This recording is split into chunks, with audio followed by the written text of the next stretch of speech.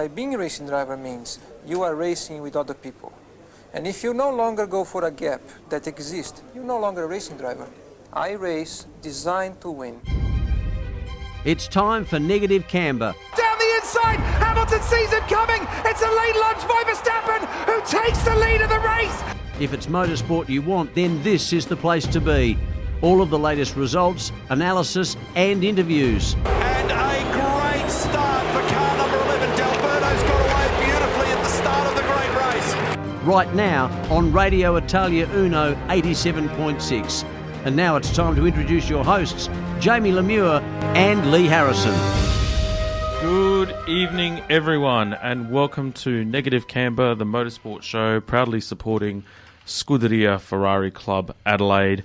And, mate, what can I say? I've got Mark Aston with me on the show. How are you, mate? Hi, Jamie. How are you, mate? I'm doing well. Good. I'm doing very well. What? As the great Cristiano Ronaldo would say, See!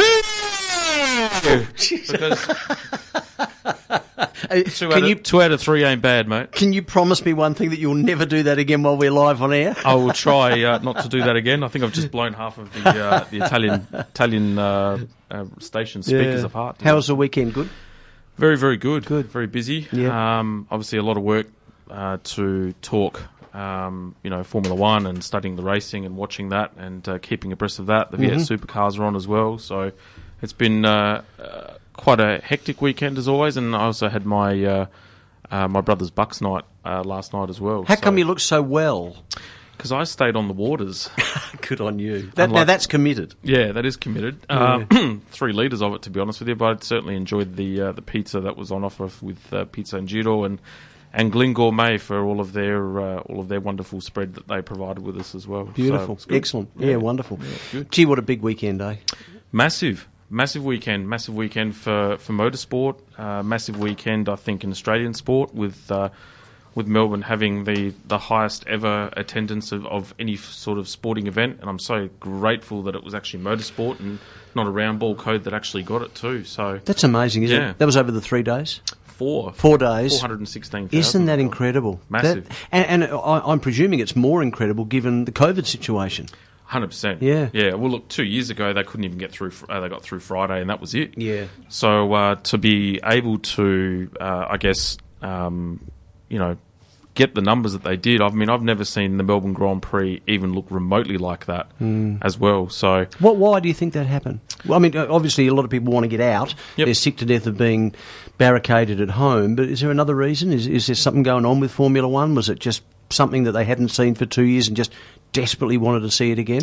Yeah, look, there's probably a couple of reasons for that. Firstly, certainly the Netflix effect has had a massive impact on that. I think the Drive to Survive phenomenon, if you want to call it that, has brought and has spread Formula One out to an audience where, many that have never had any access to it before. And it is dramatised to an extent. But I also think Melbourne realised that they had something quite special and they've embraced the event. Now, I've also heard some stories that there were some tickets that were carried over from 2019, I think it was, whenever they last raced there. Yep. But irrespective, you couldn't get any tickets to the event even if you tried. They were just snapped up so quickly. So, and a lot of the Formula One races now that are now having these pre-sale tickets are going through exactly the same thing. I know Singapore have just about sold all of their allocation out for tickets, and that race is in September. Wow, already? Yeah. Wow. Yeah. So it's for the sport, it's fantastic. Is it a bit of a trend? It is now. Yeah. We'll need to cross over to one of our mates in Miami there, and goes without further ado. He's shown that much commitment that I think it's early morning over in Miami, and here we go. We're rolling out some music. Here he is, Mr. Lee Harrison. Are you there, Lee? Testing 1, 2, 3. Yes, there we go. Gee, I hope that's not the delay there, Lee, because that was about 5 seconds. No, I think I had my microphone on mute, so you couldn't hear me sipping my early morning coffee here. I didn't want to interrupt. Good morning, mate. What time are we there in Miami at the moment? We're looking at about in the morning, so it's been a big night. It's been an early morning, late night, up watching the Grand Prix until I think it was about 2:30 a.m. here, snuck in a couple of hours sleep, and then got up to chat to you, lovely gentlemen. Oh, mate, pleasure's all mine. Fill me in on what's happening with the build-up to the race. We're about 4 weeks and counting at the moment. Don't remind me. The weeks are moving so fast, it's not even funny. But look, it's all that final push now to get everything in place and ready for when the Formula One teams will start to arrive. The first part of the freight starts coming in the next couple of weeks, and it'll be all systems go. So track painting happening, grandstands almost complete, signage going up. It's full on. Yeah, it sounds like it. I mean, I know you're having some logistical challenges as well. Especially with freight being held up and that sort of thing. I mean, how much of a challenge has that been presented to you and the team? I can see your mouth moving there, but I can't hear you, unfortunately, Jamie. No, you're all right. No, I spoke to Lee during the week there, Mark, and apparently he'd sort of said that they were facing some logistical issues with obviously freight being held up with stuff going on with Russia and stuff like that as well. That'd be stressful. A little bit. That would be really... So how do they get around that? 13-hour shifts with a lot of hard work. Yeah.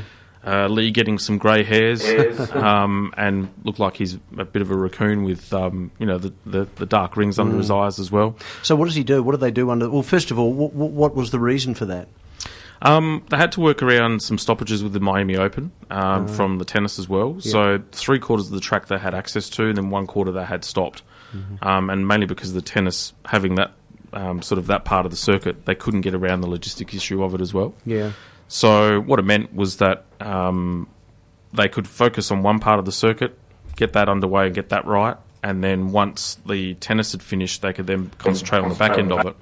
But what it's also meant was that there was issues with freight and all that sort of stuff as well now because of things that were happening outside of America that's having an impact. But it's happened all over motorsport around Australia as well. And is that something that happens all the time? Are there always issues like that, or does it generally run a bit smoother? Normally they're a pretty well-oiled ship, but I think we're in times where obviously global logistics and supply chains are quite stretched. But then also we've got a lot of obviously you've got the Ukraine and Russia war that's also having an impact on that globally as well. So it poses a challenge, but I mean the manpower that they've got over in Miami is just ridiculous at this point in time. So it's a massive operation, a massive undertaking. And I was going to say that exactly, which led me to my next point, and that is from a budgetary point of view, it must cost them so much to do this all around the world. Yeah, once we've just lost Lee there online, ladies and gents. So once he comes back on, we can address that with him. But look, the budget that they would have over there would be in the tens of millions. Like I can't even fathom what and how much that's actually going to be. What's Miami like? I personally haven't been, but I know my brother's actually been to Miami as well. So it's very much a tropical location with America. So the climate and the weather is a little bit different. Probably more humid and that type of thing. A lot more tropical in terms of their rain season and stuff like that as well. So, and what about the track? The track is, from what I've seen on the track map, it's probably a combination of, say, the Saudi Arabia race in Jeddah, where it's quite flowing and then quite fast. And then you'll have some challenges thrown in, which is more of a typical street circuit. But it's quite unique in the respect that it will go around the main Miami district, and then it will then start to go into your tight, twisty stuff. So overtaking on certain parts of the track, bit harder on others. Yeah. So there'll be pitch, there'll be fall, there'll be some elevation, there'll be some challenges for the drivers too. So, but purpose built. So you're back there, Lee. We got you back. I believe so. Hey, all right. So one of the questions Mark had asked, because he's actually going to be joining us for the majority of the show, what are we looking at in terms of budget for Miami at the moment? What are they sort of throwing up in terms of dollars? So the figure that's being talked about at the moment is around about the $600 million mark, and that's to start to finish this project. Wow! So there was me talking about tens of millions. Now we're going hundreds. 600 million. Wow. Yeah, 600 million is ridiculous. Where does that come from, Lee? So a lot of it's sponsorship money. It's a lot of personal investment by the owner of the promoter of the Grand Prix, who is the owner of the Miami Dolphins. So yeah, it's a mixture. It's up to the promoter to sort of make it happen and then recoup their money through ticket sales and through sponsorship to the event. Wow.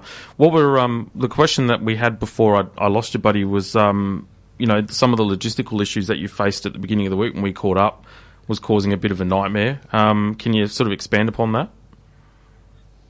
Yeah, I mean, it's we had the tennis, obviously, the Miami Open, which we shared the same campus with. So them setting up and bumping out all of their grandstands, all of their infrastructure, their sponsorship activations, their corporate activations for spectators, and then having to bump that out as well meant that part of the campus for us, which the track runs through, was off limits. So we couldn't put in signage, we couldn't put in concrete barriers and debris fencing, and we couldn't get in and put curbs in. So it's just been a bit of a nightmare the last couple of weeks, but that's all sort of cleared away now, and we're a bit more free reign. The campus is back to Formula One, so it's moving along at an absolute bullet pace at the moment. And the other challenges that we're facing is just like most Grand Prix, Motogp and Formula One at the moment. The freight's always delayed. So just because it says it's going to be here tomorrow, don't count your chickens before they hatch, and always have your backup plan ready to go. Yeah. Hey Lee, we've got to take a break in a second, but just quickly, how many people are working on it? Lots. There would be probably 3,000 to 4,000 people on site with the construction people at the moment as well every day. And then race week, we're looking at around about 11,000 people to make the event happen. Wow, that's awesome. So that's recruitment that's ongoing at the moment, or have they all locked that in? It's mostly locked away. A lot of the people from the construction will come on board as sort of labourers and stuff for the event, but a lot of the hospitality providers are bringing their staff with them that they're trained, and most of them do events like this, festivals or Super Bowls or NFL games. So big contingent of people that are all ready to go, but then again, talking logistics, the logistics of getting 11,000 people onto site every single day and making sure that everybody is where they're supposed to be is another huge challenge, which we're dealing with at the moment as well in terms of buses and parking spaces and holding sites, I suppose, off-site for them to go to get checked in the morning. That's why they pay you the big bucks, buddy. And speaking of the big bucks, we're off onto a break. We'll come back and we'll catch up with you again about Miami, and we'll start to talk karting.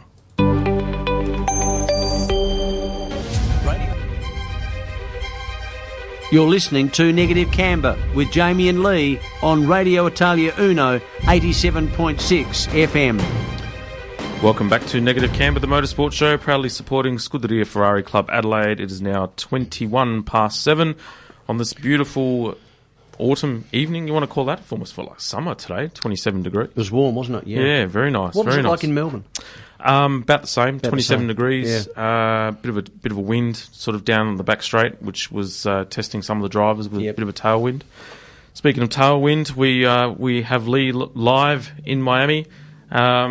Mate, tell us a little bit more about the big news that came out this week about Formula One going to Las Vegas for the first time in nearly 40 years. It's back. Yeah, it's going to be a pretty cool event. A big, nice long run right up the Las Vegas Strip. So it's just a short little track, only just over 3.5 kilometres or 4 kilometres, somewhere around there. Mm-hmm. Winding its way through some of the iconic locations. The MGM Sphere will be there, and yeah, it's going to be interesting. Again, it'll be a logistical nightmare trying to shut down one whole side of the Las Vegas Strip and paddock and race control buildings and all that sort of stuff being built from scratch. But it's going to be a big event. It's going to be an amazing event, and I don't think the ticket sales will last very long. And I think there'll be a few hotels that'll be making an absolute monster off of rooms and stuff that weekend of the year next year.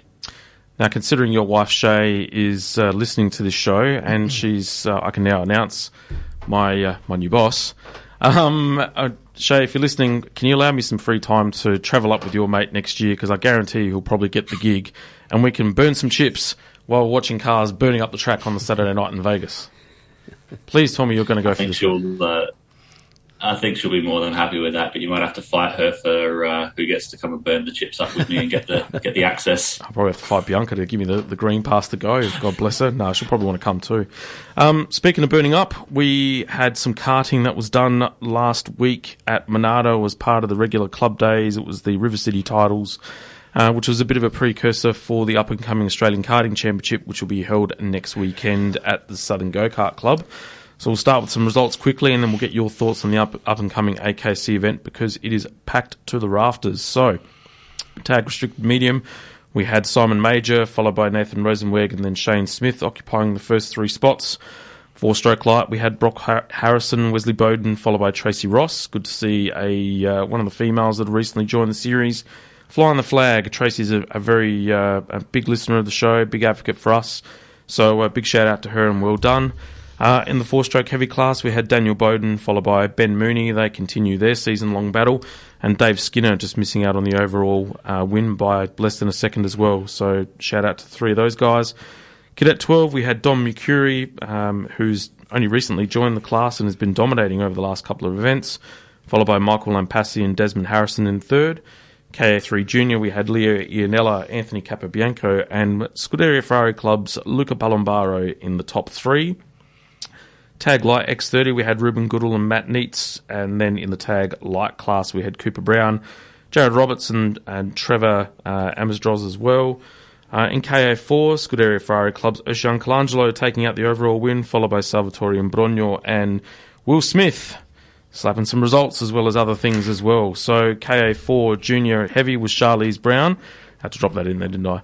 And 4SS Junior was Jackson King, Lewis Harrison, and Blake Turner in 3rd place. Cadet 9 was Michael Capobianco, followed by William Mooney and the Scuderia Ferrari Club's Ilyana Ostojic taking out 3rd position. Cadet 4SS was Levi Ross, who is the son of Tracy. 4SS Super, Tim Murphy continuing his dominant form at Monado. 2nd place, James Place, and then Steve Skinner in 3rd with 4-stroke medium. Mark Paneris taking out the overall win. Mark Sanford 2nd, and Nathan Dunn in 3rd position.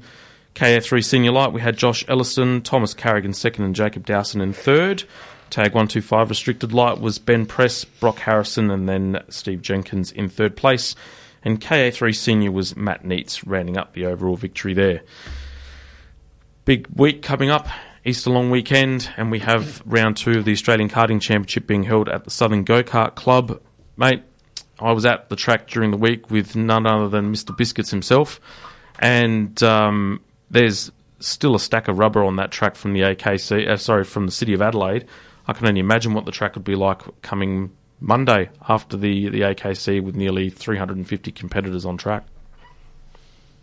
Yeah, it's gripped up quite a lot over that City of Adelaide weekend, and it's good to see at big meetings that the grip goes down. It's going to be interesting after, like you said, the Nationals with 323 competitors, how much more grip is going to be. But looked at the track, I saw some photos this morning before we jumped on air, and the track looks great. Congratulations to everybody who attended the Working Bee for the Southern Go Kart Club to bring the joint up to spec for when the teams start rolling in sort of Wednesday afternoon. But yeah, wish I could be there. I can't wait to sort of catch up on all the results and see the action over the internet when I have some downtime from my dailies here.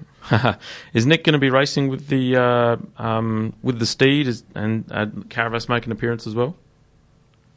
No, I don't think so. I think there was a lot of issues faced after City of Adelaide, and got some work to do. So to jump in and just run around to make up the numbers is not the style that he wants to race with. So he'll go back to the drawing board and make some improvements, and we'll come back bigger and stronger.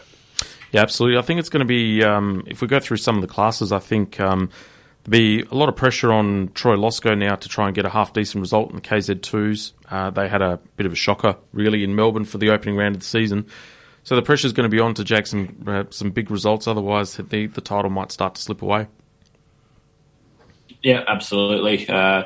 He's going to be coming back with a vengeance, and he'll be fast. He always is at Bolivar. All of that Patricia Course team going to be fast around there. They've done their homework. They love to come down and race there. So it's going to be interesting to see how Troy bounces back. Looking forward to seeing if Alex Ninovich can keep his run going in KA3 after stepping up this year. That's going to be interesting to see if the PCR team can get some more results. Yeah, absolutely. I'd be keen to see how Oceane Colangelo goes in KA4. I think given the fact that she's got home track advantage there with some of the other competitors, it'd be good to see that she's got the actual support there of what that's going to look like. With Patrizia course behind her and how that was going to translate to results there too. I think she'll be my smoky for at least a top 10 result there for sure. I think she's got the goods for a top 10 for sure. Like you said, home track knowledge, not having to go and learn a new engine package, a new kart package, as well as a track that she's only driven on a handful of times before. So she should do pretty well, and she did really well at round one. So you could expect her to do well. Same with Iliano. She's got home track knowledge, so she should be looking good. In Cadet 9, she'll be up there strong. And Mercury and Noah Enright, they should be pretty fast in Cadet 12 as well. So there's lots of South Australians that have a strong shot. Jacob Dowson in X30 as well. He's always at the front on the national scene, even more so when you're coming to a track that he's done 100 million laps around. So hopefully we can get an SA person on the top step of the podium in one of those classes. Yeah, absolutely. I think I'm also looking forward to seeing the return of Ruben Goodall. So he's coming back into the fold under Matt Hall and using a KF kart now. So Matt's now become one of the distributors for KF kart, and that started to roll out at the City of Adelaide. So I know Ruben was really, really chuffed with how the KF kart responded with his sort of opening race at the recent Monado events as well. Really liked how the kart responded in corner entries as well as corner exit. So I know Matt was doing some work over the weekend at Monado as well, just to refine a setup for Ruben. I think, and he finished second overall there last year in the DR. So I'm really looking forward to seeing what he does in the X30 class this year. Yeah, he stepped up to X30 as well, which will be a big challenge. It's definitely a different beast racing X30 compared to Tag 125. So it'll be interesting to see and keep track of his results over the weekend. But yeah, him teamed up with Matt and the KF kart, chasing down Jacob Dowson as well. Hopefully it's just adding a little bit more South Australian firepower to the front of that field. There's plenty of talented people though, so it's going to be close racing like it always has been at Bolivar, and that's why all the drivers find it one of their favourite tracks to come to. It's a nice technical track. It's got a bit of everything, and it really tests the drivers. So it's going to be, when the grip goes down, especially come Friday qualifying, Saturday morning, it's going to be some really good close racing. Yeah, absolutely. So if you are keen to get some of, the Formula One of karting around the country, go to the Southern Go Kart Club over the Easter long weekend and see some of the best in the country, duke it out on probably one of the top 5 race courses for karting in the country. The much revered and much loved Southern Go Kart Club.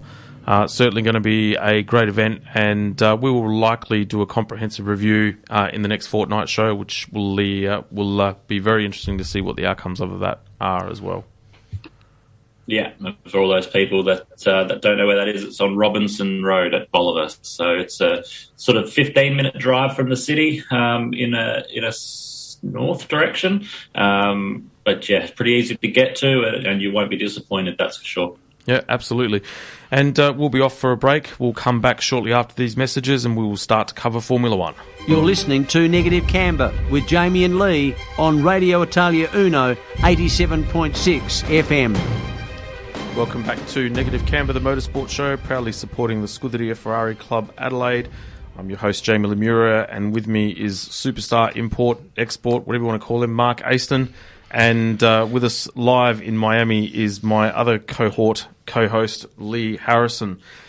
So, Mr. Aston, what were your thoughts on the news that we heard about the Adelaide Grand Prix? I thought you were going to say, what were your thoughts on today's Melbourne Grand Prix? Don't worry about that. We'll cover that after. We'll concentrate on Adelaide first, man. No, that's fine. You guys are the experts. We're talking about the stuff we spoke about on Saturday Sports Scoreboard about Adelaide being given the opportunity maybe 7 or 8 months ago to host a Grand Prix. Yep. Well, I mean, it's hard for me. I mean, I don't know what the government were thinking, well, in a general sense, but we sort of know that they are anti motor racing. I think that would be fair to say, because obviously the Marshall government got rid of the 500. the V8s. So it would make sense that they would knock that on the head. But my question to you is, how close was it?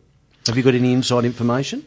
I mean, were they offered it? Lee and I both read the article that was published in the Advertiser during the week. So, I mean, I'll give my thoughts on it in a sec. I suppose I haven't had a chance really to speak to Lee about it. So, mate, what were your thoughts on the article that you read about Adelaide having the opportunity to host the COVID replacement for the Australian Grand Prix?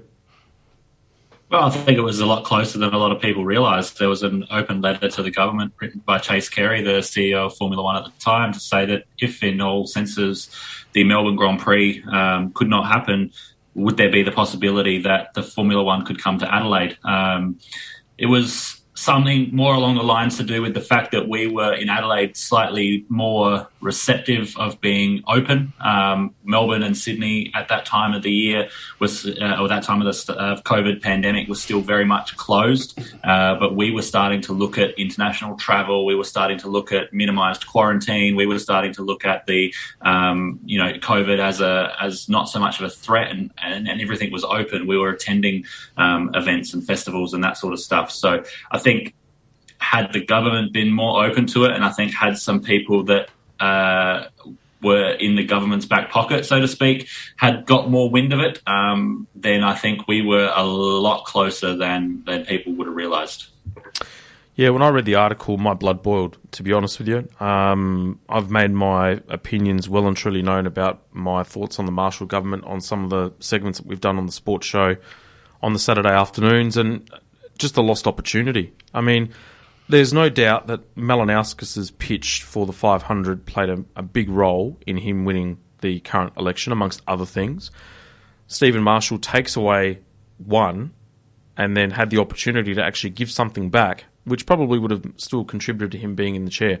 I think now, before all the health officials get up in arms and say, well, it was bigger than that, he promised to actually provide Adelaide with an event, right, that was going to fill the void of the Adelaide 500. Mm-hmm. And I'm still hearing the crickets outside of Sturt Street. It never happened. It never happened. So to know that we were that close, right, and Adelaide is revered for being one of the great Grand Prix of all time in terms of the track and the event and the spectacle, to be so close to have that opportunity, irrespective of whether it was held in the city streets or even the Bend, God forbid, right, it was still going to be here, and we would have had an opportunity to have a foot in the door to get it back. So, yeah, there's talk now circulating about the place of getting a second Adelaide Grand Prix or a second Australian Grand Prix.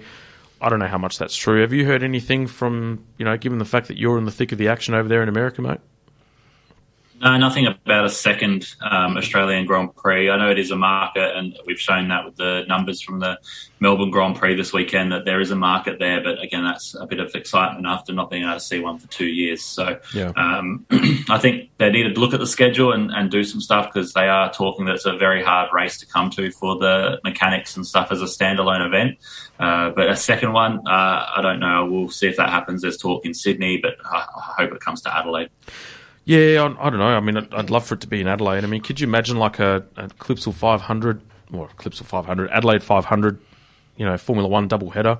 Maybe even having the Formula One as in like a Singapore Grand Prix under lights, and have the 500 and the V8s during the day. I mean, that'd be magic. And then they'd say maybe do a connecting flight from Adelaide to Singapore and do like a double header over there.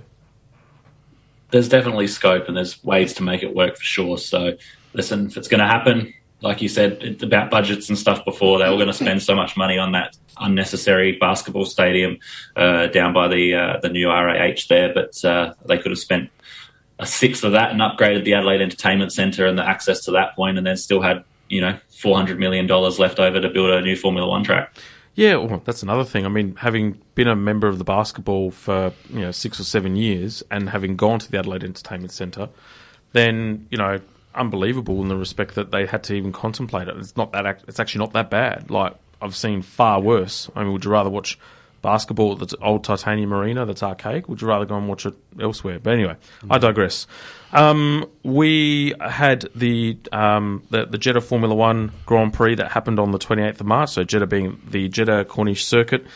It was round 2 of the Formula One World Championship, and we had the top 10, which was Max Verstappen, followed by Charles Leclerc, Carlos Sainz in 3rd, Sergio Perez in 4th, George Russell in 5th, Esteban Ocon in 6th, Lando Norris in 7th, followed by Pierre Gasly in 8th, Kevin Magnussen in 9th, and Lewis Hamilton rounding out the top 10.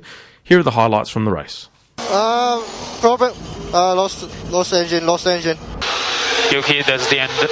Thank you, you can jump out.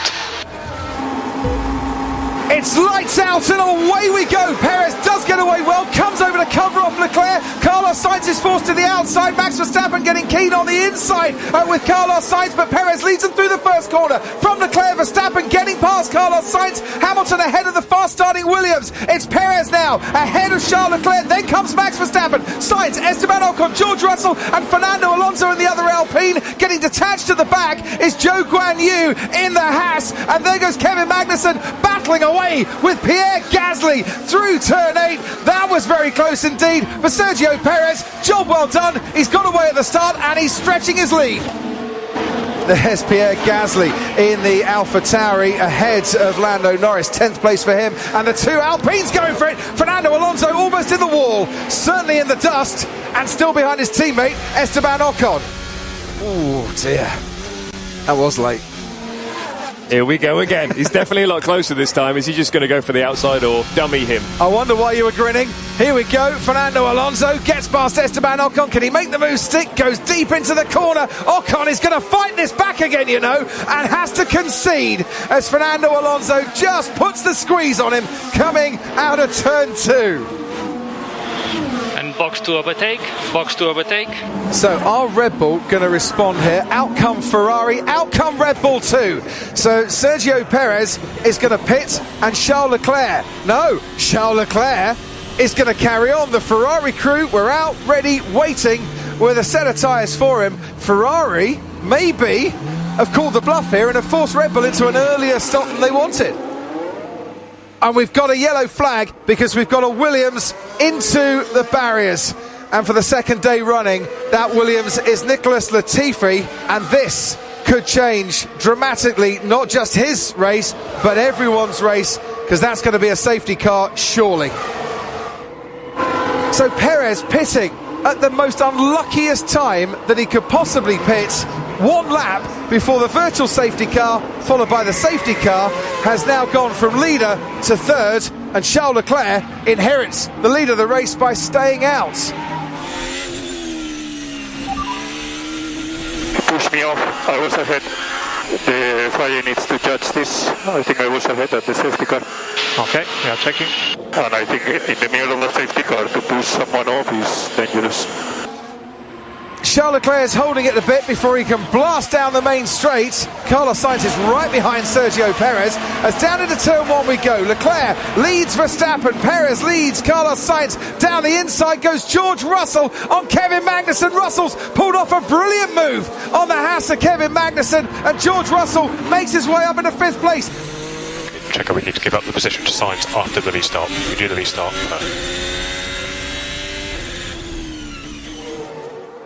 In comes Valtteri Bottas for a second pit stop in this race. I wonder what they're going to throw on to Bottas's car. Oh, that's a slow-moving Fernando Alonso.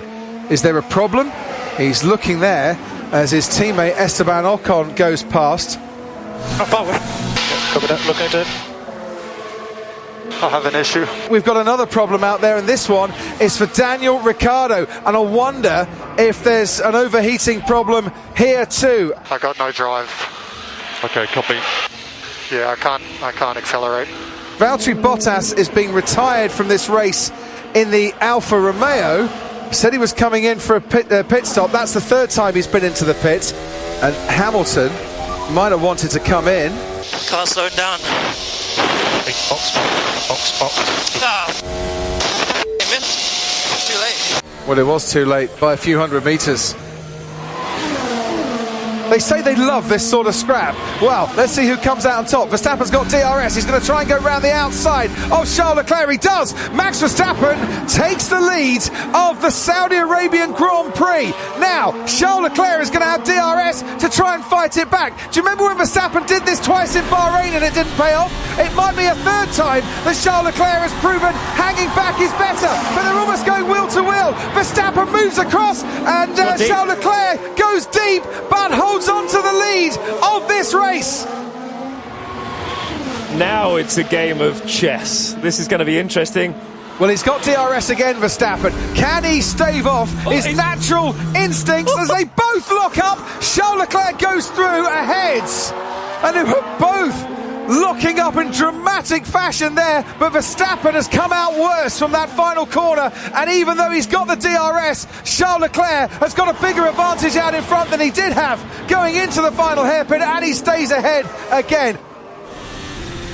Verstappen pointless after the first race. Leclerc is the championship leader. Verstappen on the inside. This time is just hanging back a little bit. Has patience finally found its way into Max Verstappen's vocabulary and vernacular, and is the patience going to pay off here? Because Verstappen has got DRS down the main straight. Charles Leclerc can't cover him off. Verstappen takes the lead of the Saudi Arabian Grand Prix, and there are many in the grandstands who like that as Leclerc goes too deep into turn 2. Verstappen leads, and it's been building and building. Can Verstappen now hold off Leclerc?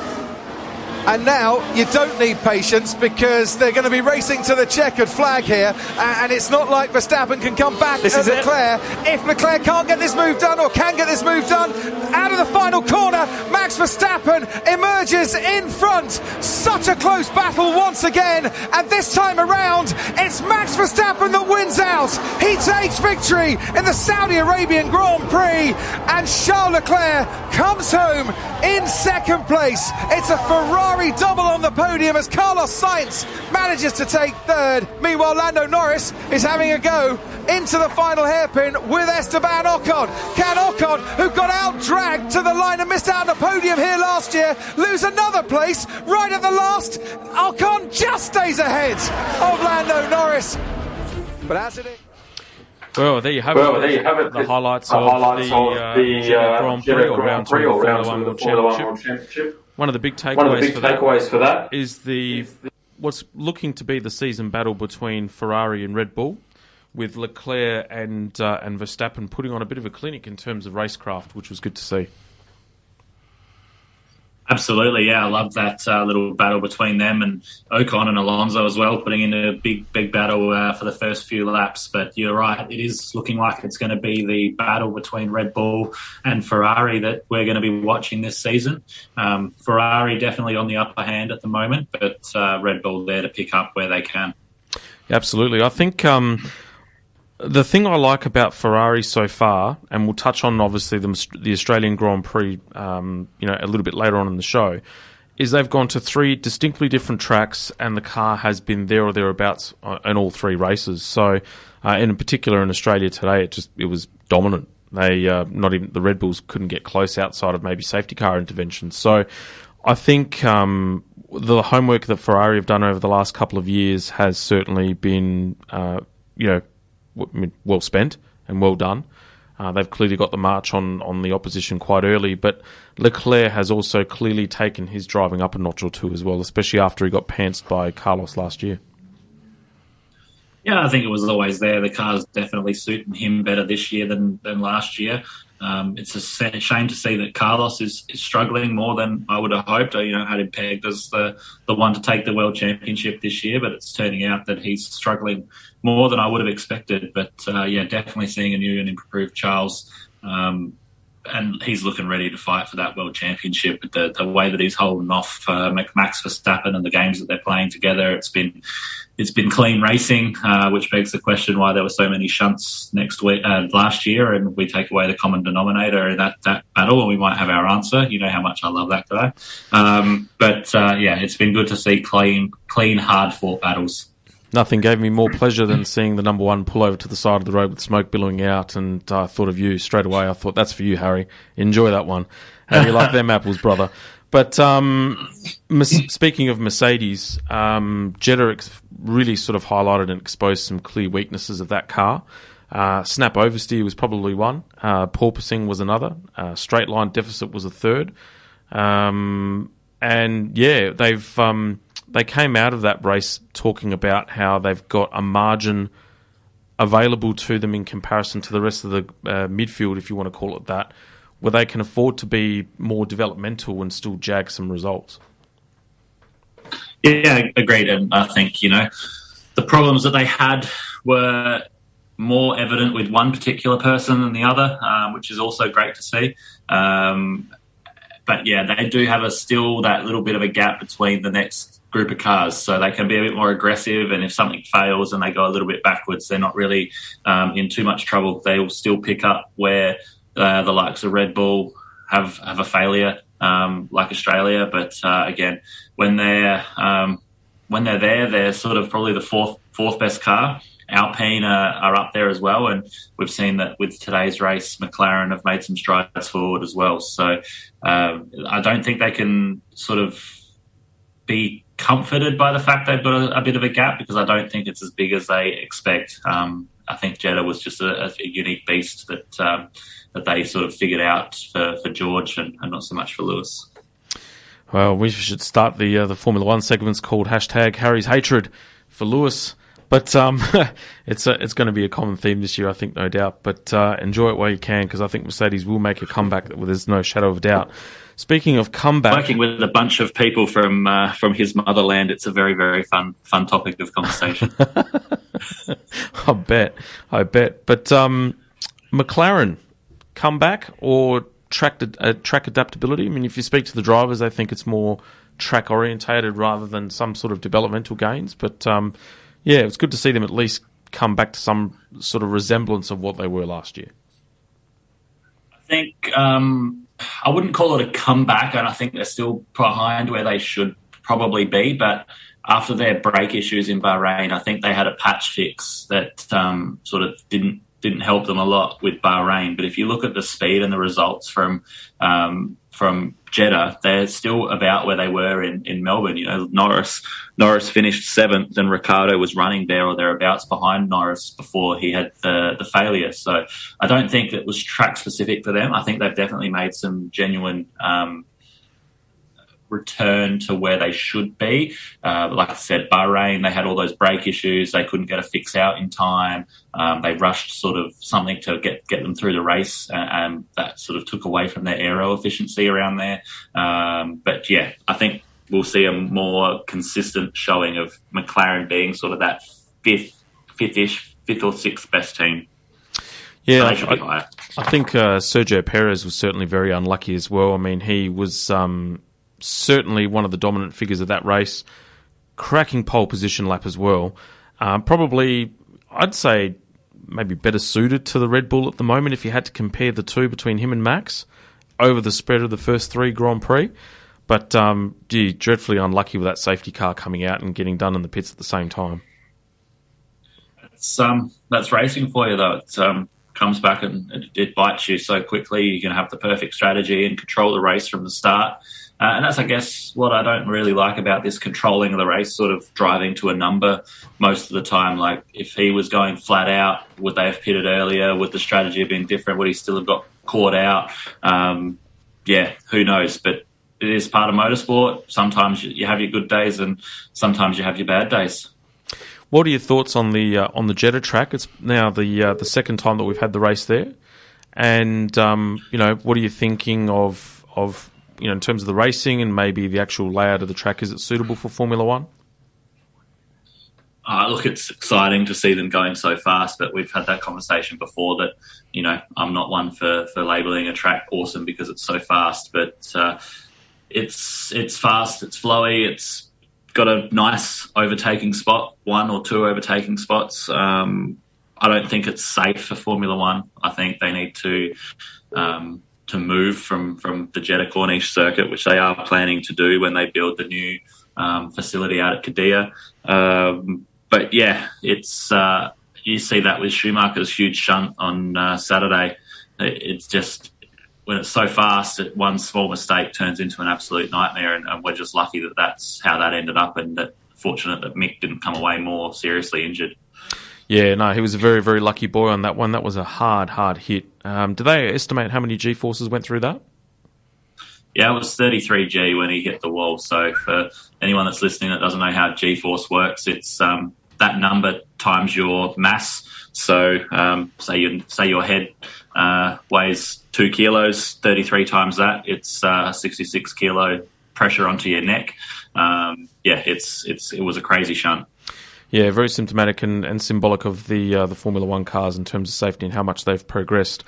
We need to go off to a break. We've got the 8 o'clock news, and we'll come back and we'll do the winners and losers of Jeddah, and we'll then cover Melbourne. You're listening to Negative Camber with Jamie and Lee on Radio Italia Uno 87.6 FM. Welcome back to Negative Camber, the motorsport show, proudly supporting Scuderia Ferrari Club Adelaide. I'm with Super Sub Mark Aston here in the studios of Radio Italia Uno and my ever-present sidekick, Mr. Lee Harrison, over in Miami, live at some God knows o'clock in the morning over there. Mate, appreciate your effort. It's all for love. I understand, but know that you're missed, and I can't wait to have your backside in the seat next door to me here in the studio. We can relive old times. It's definitely a labour of love. It's definitely a labour of love. I haven't seen my bank account grow from any payments from you, so I hope you know how much I love you.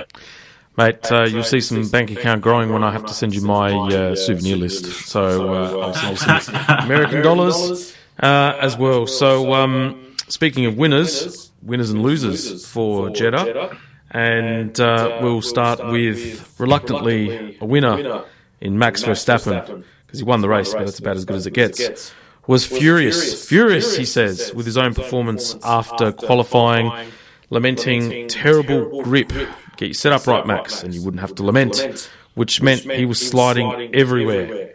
Launched an attack after attack after attack on Leclerc, and finally broke the Monegasque with his defence to snatch victory. Still trailed Leclerc by 20 points going into the race in Melbourne, but he did open up his account for the season, which was very important in regards to his title defence. So, yes, I think with Max, he seems to be more relaxed this year. I think probably because the monkey's off the back, so to speak. Almost comfortable that he's got something in reserve. That's the impression that I get overall. I think he looks quite calm and composed. That he's won the World Championship. He's come to Formula One. He's done what he wanted to achieve, and now he can just have some fun with it. He'll always be a world champion now, and no one can take that away from him. And if he wins 2, 3, 4, 5, however many, that's great too. But he'd be happy to go with one, it seems. So you're seeing it again. We talked about a different Charles, but I think you're also seeing a more reserved Max as well, and someone who knows that he's got the pace, he knows how to use it, and I just loved the smart games that those two were playing with that funky DRS line positioning coming into the last corner. I mean, bit of a silly position for a DRS line, but to see those two trying to outsmart each other to have the use of the DRS was fantastic. Yeah, and they haven't come close to making any sort of wheel-to-wheel contact. So clearly Max, I think his approach to his driving this year is different as well in comparison to Lewis. I think Max last year had to do a Nico, really, and was attack Lewis at every opportunity that he could get and really get inside his head. So, and it nearly came at a cost, to both drivers, really. But, ultimately that tactic worked. But it's a very, very much a shift this year compared to last year as well. So, I think if things play out the way I think that they will, I think we're going to see probably another level of racing quality that we haven't seen for an extensive amount of time. It'd be interesting as well if we get to the last third of the season and it is close. Max has lost a lot of championship points already, but if it is close, whether that intensifies even more. But we'll leave that for future shows to digest. Exactly. Loser, Sergio Perez, sadly. So deserved much more than fourth place after a stunning lap on Saturday, which gave him his first career pole position, ironically enough. Did you know that was actually his first pole position in 215 starts? Amazing. record for the most races without a pole position. Yeah, exactly. Sadly, Smashing Mark Webber's record. Exactly.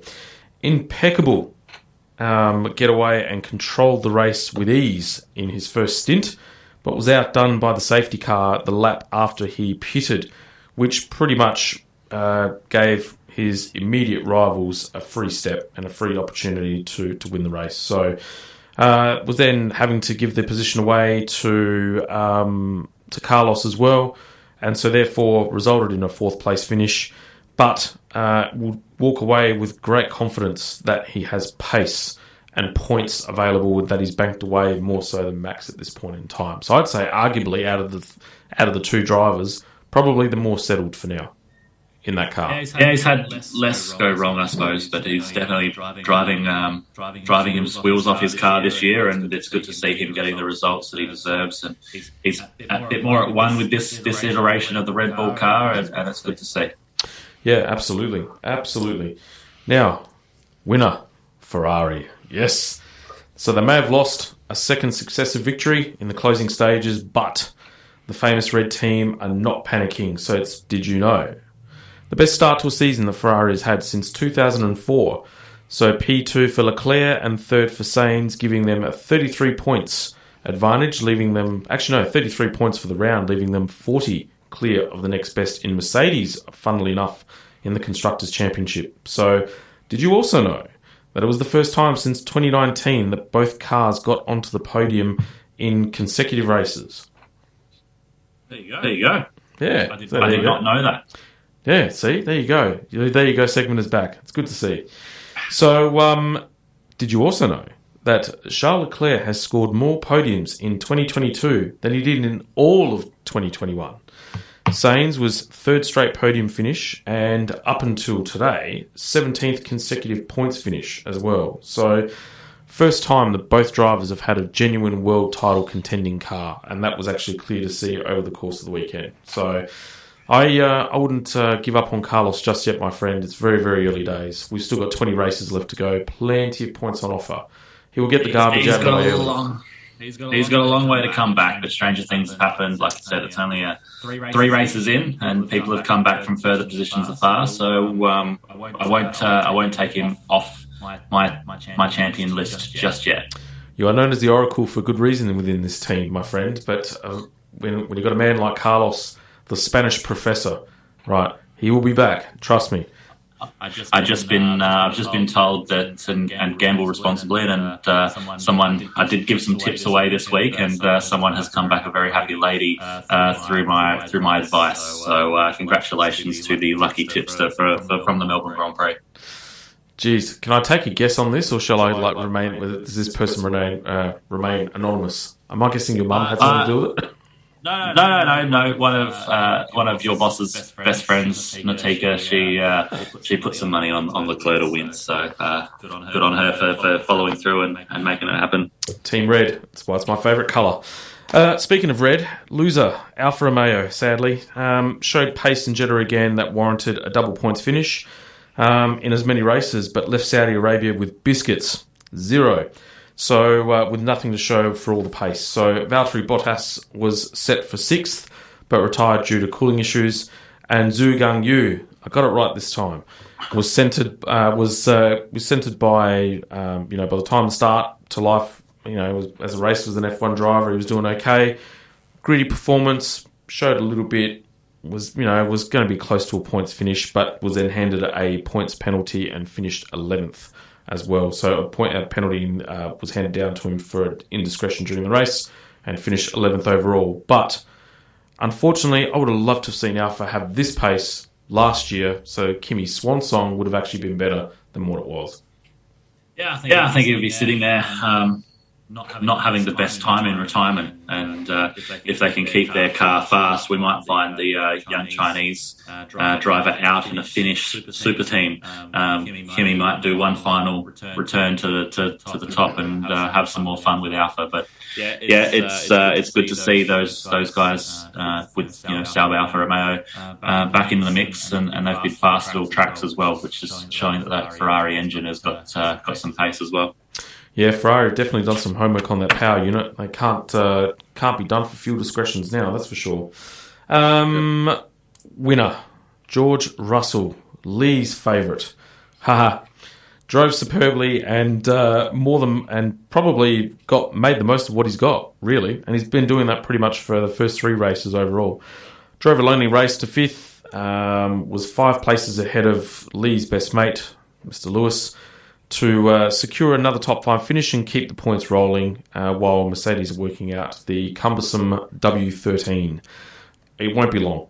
I think they, even just watching the race today at Albert Park, that car looked very, very stable in terms of porpoising.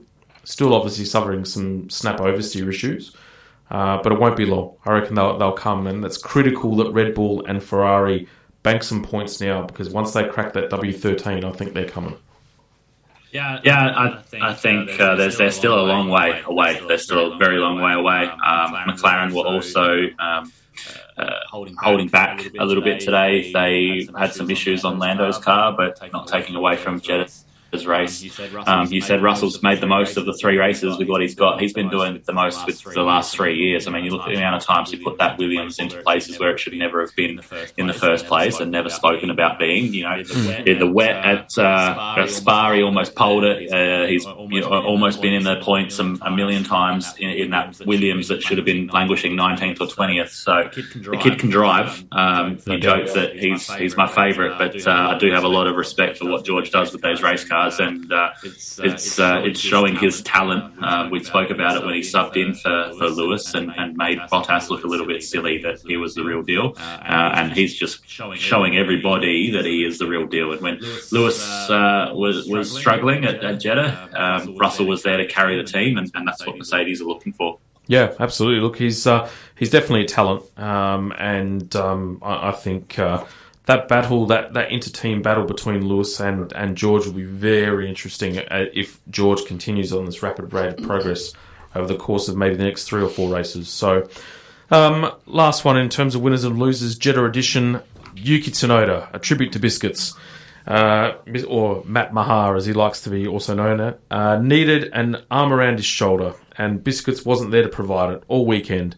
So first, a suspected water system issue forced him out of qualifying, and then a driveline problem struck on his way to the grid, which ended his hopes of making the start. So he's definitely been showing some glimpses of pace this year, but just needs to keep his head up.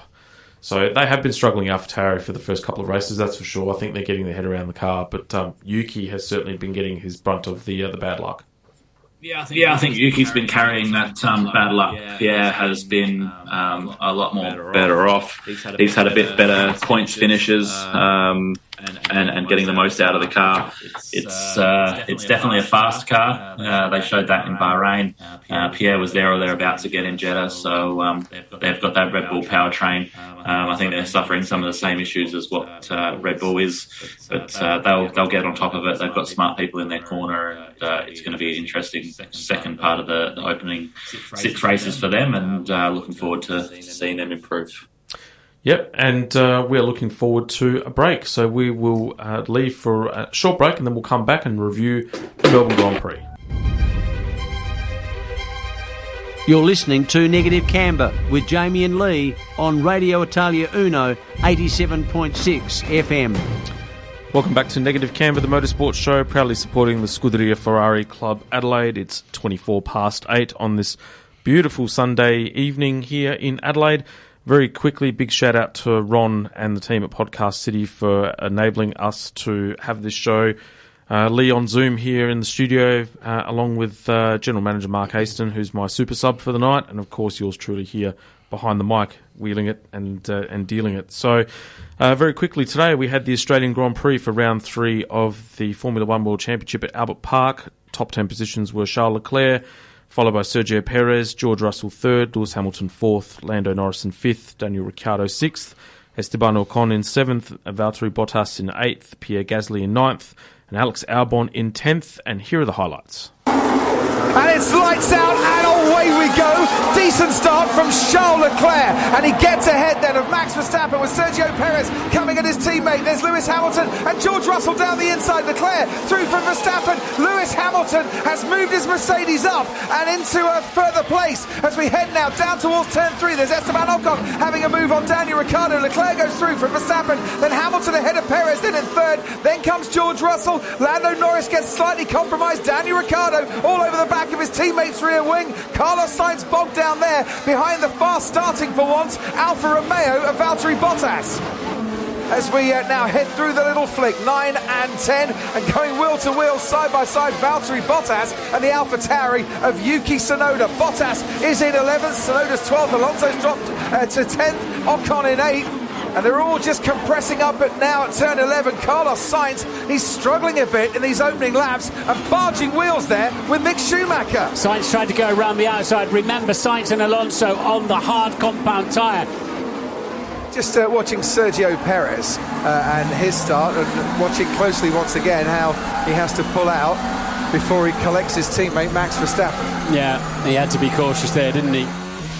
This visor cam is going to be very interesting later on in the race as the sun starts to go down, and we'll see how the sun can impact the driver's vision around here. Just constantly checking his mirrors, isn't he? Constantly. That is Carlos Sainz, who looks like he's beached that Ferrari in the gravel on the exit of turn 10. Past Mick Schumacher, and then, it's going in a little bit too hot. Couldn't keep it on the tarmac. And that grass, not exactly grippy, even though we haven't had much rain around here. Yes, he's gone in a little bit deep, had to turn in and correct a slide across the grass, and he's had a miserable weekend. Oh, and going off, Sebastian Vettel, who's only had 26 laps around Albert Park this weekend. This is down at turn 11. We saw the results, and that was the cause. Yeah, sorry about that. It's so difficult to adjust that car under braking. He's tipped in, look, gone in deep. All okay, Kev? Yeah, my bad, sorry. Daniel Ricciardo coming out. Well, the Williams getting Ricciardo's way. Almost going into the back. Alex Albon on Daniel Ricciardo, and Albon is now getting a little bit squeezed by Lance Stroll and the Aston Martin. There's 3 of them trying to go into turn 3 now. Ricciardo on the inside. Albon goes a long way around the outside. He's going to lose out to Lance Stroll, who really picked his moment well. The warm-up is bad on this tyre. Just do what you can. As Lewis Hamilton sees the Red Bull going round the outside, trying to pass him, going into the chicane, and he has done that. Sergio Perez, he had the pace advantage, going round the outside, gets a ripple of applause from the crowd, and now the safety car is out because Sebastian Vettel has stopped by the side of the track. George Russell has come into the pits. George Russell out again and up into 3rd place. It was right behind Alex Albon. Oh no, he's on the exit of turn 4. That's highly unusual. He's dropped it coming off the curb. Holy cow, that was close. Yeah, understood. Whoa! Charles Leclerc, now we're going green, did not get away well, and Max Verstappen is right on his tail, and they're going to go wheel to wheel into turn 1 here. Charles Leclerc has been leading this race. Verstappen fancies his chances. Leclerc stays ahead, but now we've got the rundown towards turn 3. Can Verstappen get a slipstream behind the Ferrari and make an impression and take the lead of this race? Leclerc under braking, Verstappen second, Hamilton and George Russell, I should say, all over Max Verstappen. Behind him comes Fernando Alonso as well, and what an exciting restart this is. George Russell got into the dirt a bit there. Sergio Perez thought he might go around the outside into turn 9. Now we've got the run down towards turn 11, and Perez much closer than he has been before. Russell's looking in his mirrors, sees where Perez is. Perez, well, he doesn't need to look in his mirrors now. Sergio Perez has got past. Max Verstappen has pulled over to the side of the track. Okay, Max, stop the car, please. Oh, and is this another power unit issue for Red Bull and Red Bull powertrains?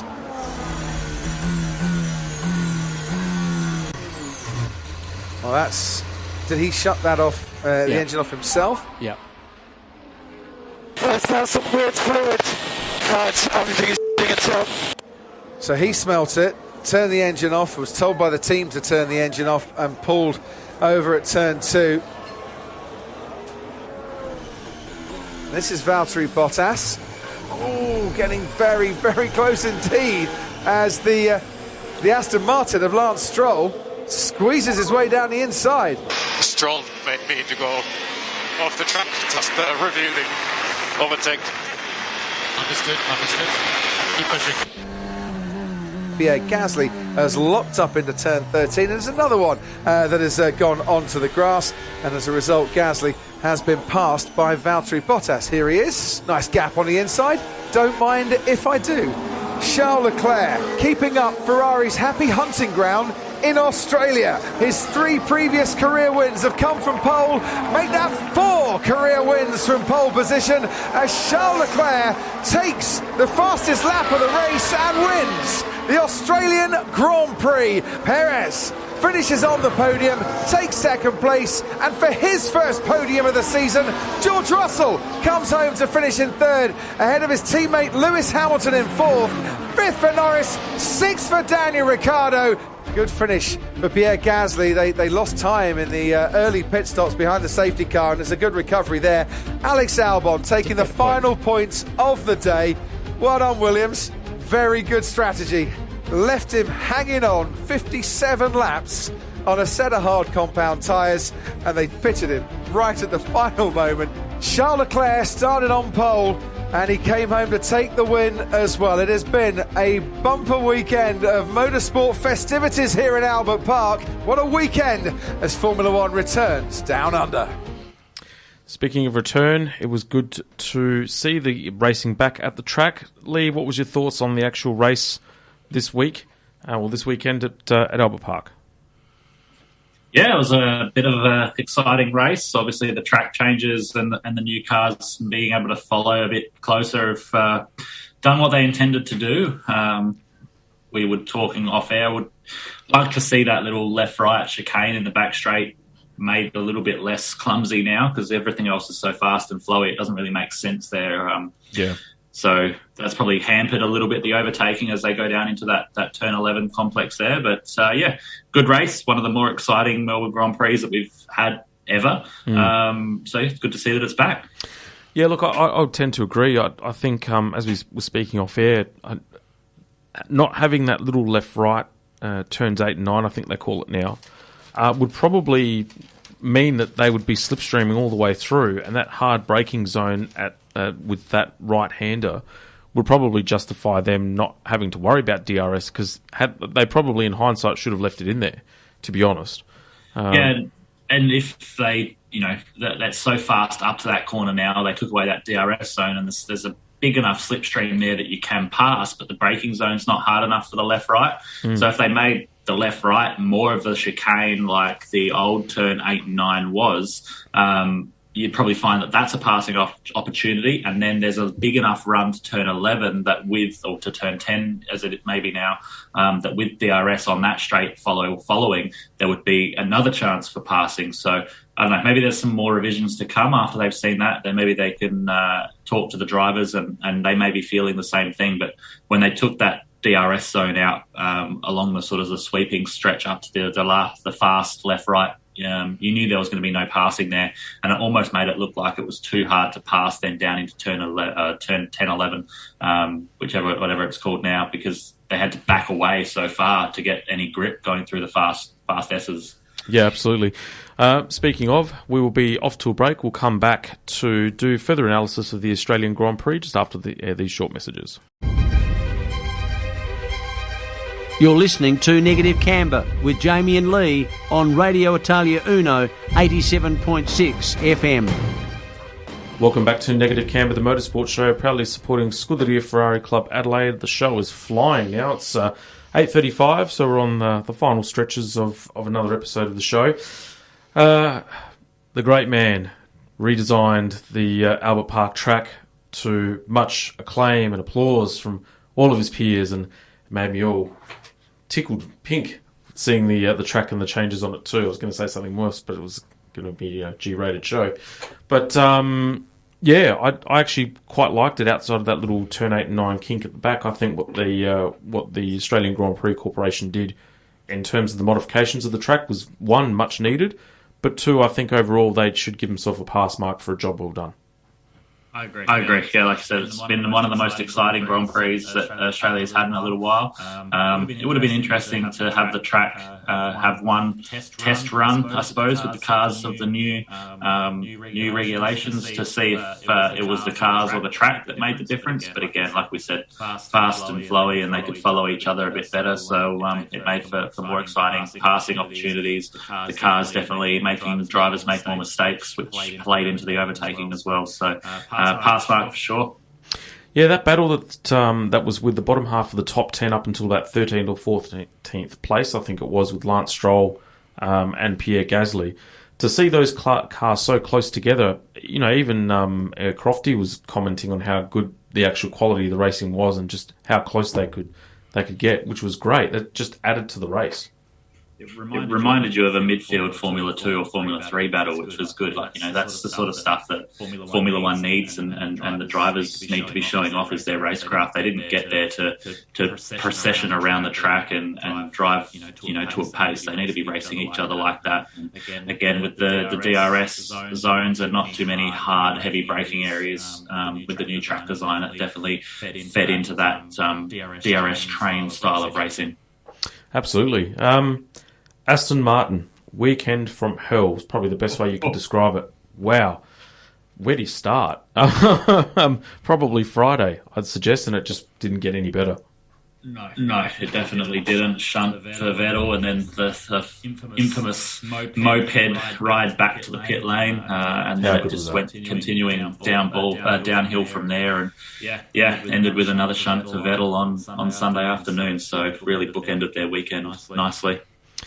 Yeah, look, you could tell, to state a case for Seb's defence, you could tell that he had missed 2 races. I think but partway through practice 1, they'd started off with some really good potential and promise. I mean, he was on the fringes of the top 10 for the most part, and I think the engine sort of going kaput really pretty much, and the crash I think as well at the start of P3 really curtailed that effort. I mean, you could tell that they were definitely missing some track time, and the car, for qualifying 1 lap, which was a heroic effort, but Parc Fermé meant that, they didn't have any time to really sort of set it up correctly to what he wanted.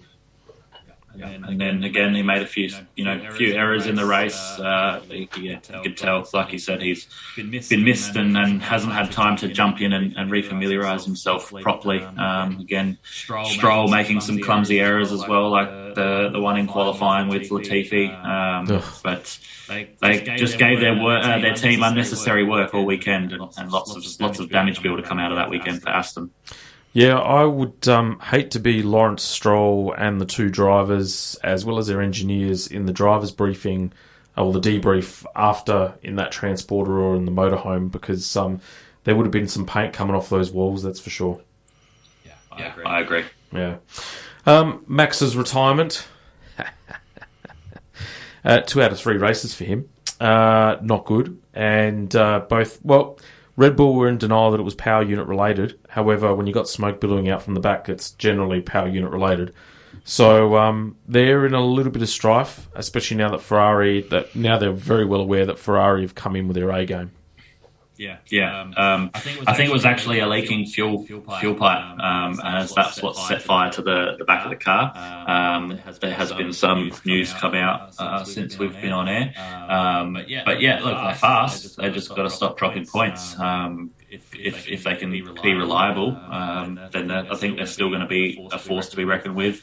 We've said that Carlos is not out of the championship, and Red Bull definitely aren't out of the championship either. It can quickly swings and roundabouts, and a couple of unlucky races for Charles, and everyone's right back into it. Yeah, absolutely. And speaking of Team Red, woo, they were on ripping pace all weekend. They were just on it. But my God, the porpoising going down the back straight for that car, the engineering behind it is phenomenal, because it's so violent in terms of its porpoising, like especially around Albert Park. But then to have that much grip and speed going through the corners if you were the Mercedes engineers, you'd sit back and go, how did they manage to pull that off? It's about the drivers as well, I suppose. Like, if the drivers are happy to sit there and have their bum and their coccyx slammed into their neck a million times down the straight and can put up with it, but the car can settle quick enough to turn it in, you roll with it, because at the moment that's what it's about. It's about getting that ground effect, and you don't need to be sucked to the ground in a straight line. You really need it just to be settled as soon as you get below a certain amount of speed and downforce, and you're good to go, turn in and throw it away. So if they can put up with it with the drivers, that's good for them. Every other car is still porpoising, but they're obviously being a little bit more lenient on how much they're letting it bottom out. See, what this tells me, Lee, is that driving for Ferrari invokes such passion and fire that you would have your coccyx sent up to the top of your base of your skull just for the sheer love of driving for the prancing horse. Any other team would tell you to go and get nicked. I'm not going to debate that at all. You see the pride and the passion. Everyone wants to drive in red. They all want to be Lewis. Even himself has said, "I would love to have driven a Ferrari in my career." But it's part and parcel of the job. If that's what's getting you fast and that's going to make you world champion, hell, I'd be okay with that too. Yes, one of the great disappointments in my motor racing fandom was not seeing the great man Ayrton racing in Scuderia Ferrari. I think the Italians would have adored him. He would have been godlike status. Probably still would have been alive today if he didn't cross over to Williams, but I digress. Mercedes, chipping away. They're getting there. Slowly but surely. That was probably their, least most competitive outing that they've had all year. Look, like we said, they're not going to take a long time to get on top of this, but again, they're still so far away from Red Bull and at least one of the Red Bulls and the Ferrari's pace. They've still got a lot of work to do. McLaren were hot on their heels, chomping at the bit, and if they weren't managing a problem with Lando, they probably would have been a bit more in the fight, like you saw earlier on in the race. But yeah, Mercedes still got some work to do. George pulling his weight, which is good to see. It's good to see that he can prove to everybody that he's got what it takes by matching Hamilton and bettering him on most days of the week. Yes, Lewis had a traditional Lewis brain fade in terms of reading the race. It's become apparent that he's able to read the race with the help of the engineers, but I mean, it wouldn't have taken too much to understand that he got the raw end of the stick purely just by the safety car. But to question the strategy of his engineers was probably a little bit rich, I thought. Yeah, it's all down to the safety car. No one can control that. The engineers can't. He can't. We talked about it with Perez in Jeddah, but to come on and say that they messed it up, well, no, you just got unlucky with the safety car, which is unfortunately part and parcel of your racing, Lewis. But George got lucky and made the most of it to come away with that podium, which was good to see. And then Lewis having to hold station and then being told that they've put him, him telling his engineers they've put him in a hard spot, I think is a little bit of belittling towards how good George is actually driving. Yeah, no, he drove very, very well this meet, and Alonso was exceptional as well, and that's live to fight another day with Alpine. That was one that got away, sadly, and that was all set up by the crash on Saturday. And they were one of the driving forces behind the DRS zone, so there's a change. There's a lot of speculation in the paddock that they pushed for it, and that it was definitely something that was going to help them out with a setup choice, the way they'd gone with some setup direction. Other cars running more wing than they were, so when they took that DRS zone away, they were a little bit more slippery in the straight line. But yeah, his unfortunate hydraulic loss on qualifying, he was on for a solid. He could have been on the front row. He was fast. So it would have been interesting to see how much better his race panned out if he'd been able to capitalise on that. Yeah, speaking of capitalisation, we're going to capitalise on the final break for the show, so we will be back and we'll find out what grinds your gears, as well as Jamie's jokes.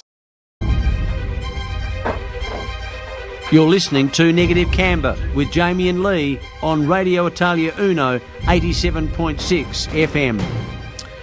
Welcome back to Negative Camber, the motorsport show, proudly supporting Scuderia Ferrari Club Adelaide, and we are in the final stint of the show. And we'll quickly cover Motogp because there's been a couple of events that have occurred. One occurring today at the Circuit of Americas. I'm surprised you're not there, mate. You've gone to Laguna Seca there, Lee, and you enjoyed some. Sebring, and you've enjoyed some GT, would have been a good chance to get out to Texas. Yeah, look, it's just a little bit too chaotic here at the moment to go and deal with MotoGP. So, look, would have been lovely, but unfortunately the stars did not align.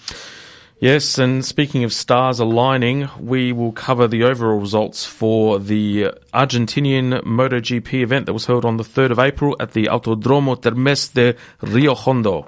So the top 10 results were Aleix Espargaro first for Aprilia. Sensational result.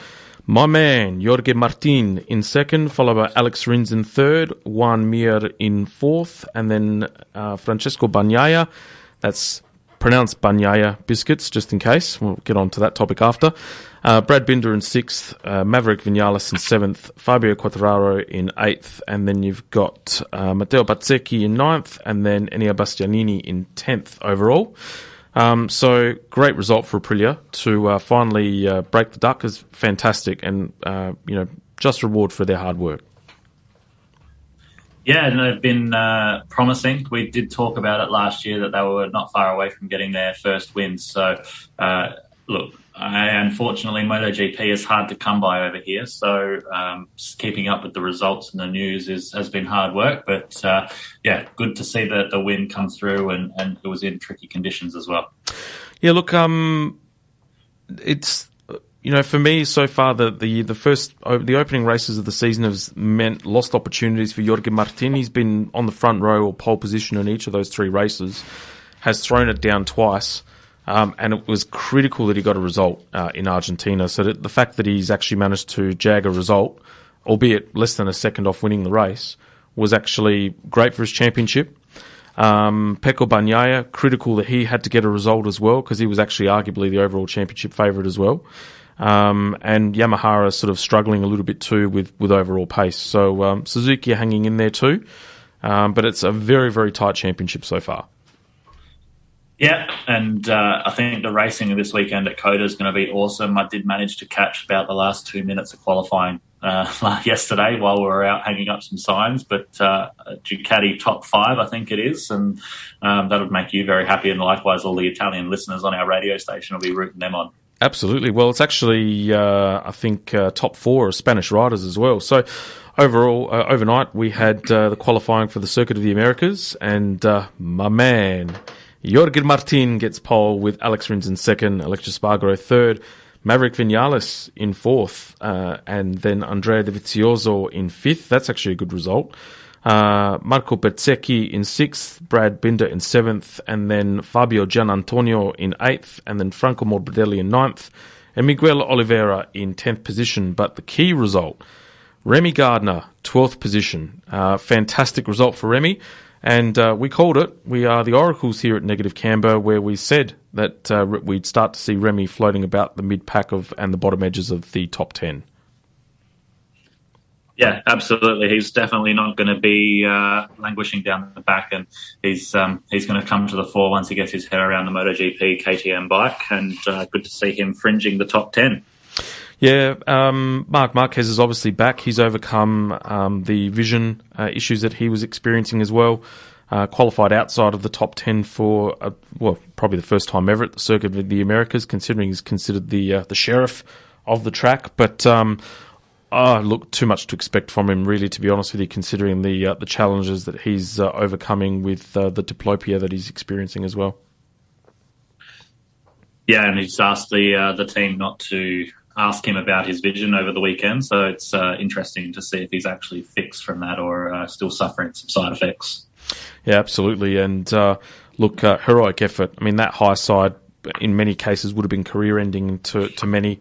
So the fact that he's able to come back after such a short break is credit to him. But let's just hope he can actually keep it on the tarmac and make something of this season. Yeah, fingers crossed. He's like you said, he's the undoubted king of Texas, and we'll see how he goes. It's going to be a big fight for him, but he's always one to buckle up on race day and make the most of it. Yeah, absolutely.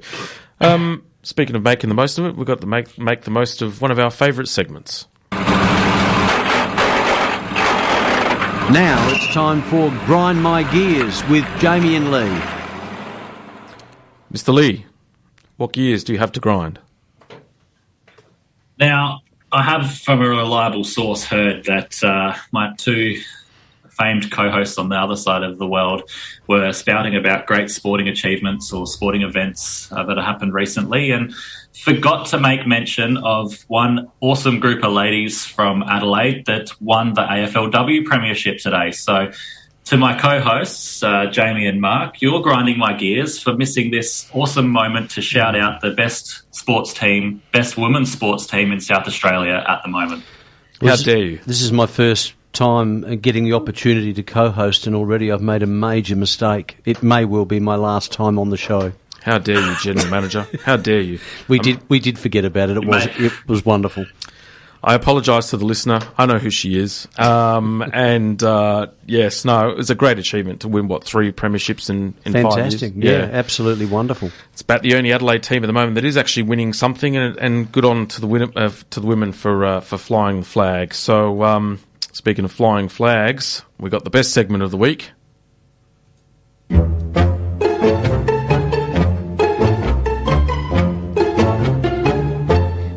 Now it's time for Jamie's joke of the week. Let's get ready to laugh our socks off. One of the highlights for me is actually watching the facial expressions of Lee when I read these out, because they're the YouTube viewers and many of our fans that start to watch the show. And I'll talk about the success of our YouTube channel very shortly. Love to see your facial expressions. However, joke number 1, and you feel free to laugh at this one, Mark, as well. Okay. So I asked. How has this gone into having multiple jokes? That was my concern. I thought this was a one joke segment. It was my concern as well. It just seems to be getting worse and worse every week. Considering I'm the creative director of this show, I'm being creative and directing the fact that there's going to be 3 jokes in this show. Mm-hmm. So, I asked my friend Sam to sing a song about the iPhone, and then Sam sung. Okay. I love it. Okay. Next one. I wanted to thank everyone for sticking with me while I figured out the meaning of many. It means a lot. Oh, God. Whose idea was this, Lee? It definitely wasn't mine. I think if we were short for time and had to cut any segments, this would probably be the first one. I'm glad these jokes are occurring at the end of the show, because if they had have occurred at the start of the show, I wouldn't be here. I don't think any of our listeners would be here too. Last one. That gets better. So my wife asked me to put ketchup on the shopping list. Now I can't read anything. Oh, God. Oh, goodness. Oh, no. I don't believe that this has just happened. I don't know what's funnier, the fact that I could actually envision you doing that, or the joke itself. And the other thing is, Lee, there's a minute and a half we'll never get back. Hey, come on, man. I know. Hey, that was great. It was a bit of fun. This is some of my best work. It was a bit of fun if you're 3. One of us has to go to work today, and now I'm filled with that dribble. But you're smiling. You are smiling. It's the first time you've smiled all show. I'm smiling because it's time to go, and I get to go to work, and I don't have to listen to that again. Actually, Lee, before you do go, we've just done a calculation where we don't have anything for the next hour, so we're just going to go a third hour now. Oh, no. As long as it's not full of Jamie's jokes, then we're good, I'll stay. No, just joking, mate. No, that's all good. There's broad shoulders here. I can take all this stuff. All right. Speaking of, so yes, we've got Negative Camber, the YouTube channel. That's now up and running and live, and we had about 80 views for episode 2, which featured Mr. Ilya Harpus from Superkarts. So a big shout out to Superkarts and the Superkarts Australia community for getting behind Fantastic. it and showing their support for the show. It was awesome. That's excellent. How long's it been up for, Jamie? It's been up for about 2 weeks. Wonderful. We've had close to 100 views, which was up on the first episode that we put up. And between both episodes on our Spotify channel and YouTube, we had close to 150 hits. Fantastic. So that's some of the larger downloads that we've had. So on behalf of Lee and myself, thank you to everyone that's been throwing the support.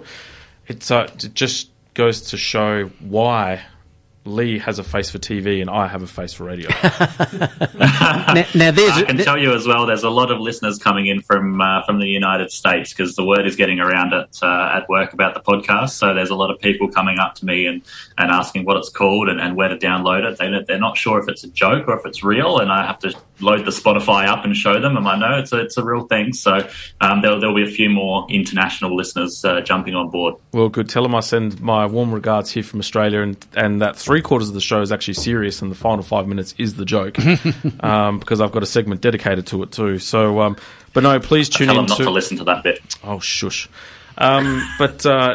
Yes, thank you everyone for supporting. You can download the episode on our Spotify channel and look forward to our YouTube clip. You can see Lee flaunting his Miami Grand Prix.